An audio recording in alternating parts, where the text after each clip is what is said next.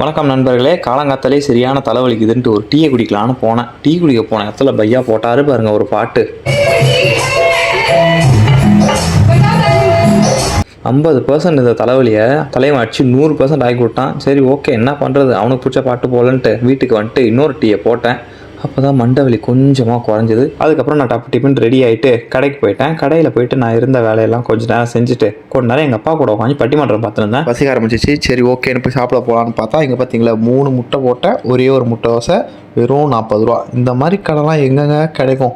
நம்ம ஏரியாவில் கிடைக்கும். மஜாவான அண்ணங்க இவரை பற்றி நான் ஒரு ஃபுல் வீடியோ முடிஞ்சால் சொல்கிறேன். அதுக்கு முன்னாடி இன்றைக்கி ஒரு மேட்ச் இருக்குது, அதுக்காக மூஞ்சில் போட வேண்டியதெல்லாம் போட்டுட்டு அண்ணன் ஸ்ட்ரைட்டாக போயிட்டேன். ஒரு சின்ன வயசுலேருந்து இந்த மாதிரி ஒரு கிரவுண்டில் விளாண்டா எப்படி இருக்கும்னு ஒரு ஆசை இருக்கும்ல, அந்த மாதிரி ஒரு கிரவுண்டில் தாங்க போய் விளாண்டேன்.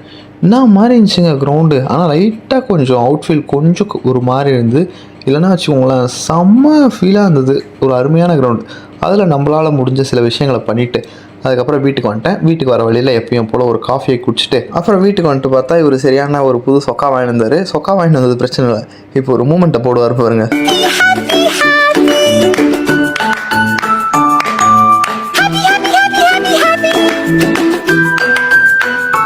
அதுக்கப்புறம் அண்ணன் நைட்டு போயிட்டு பரோட்டாவும் 2 ஆம்லேட்டும் சாப்பிட்டுட்டு வேலைக்கு போயிட்டேன் நண்பர்களே.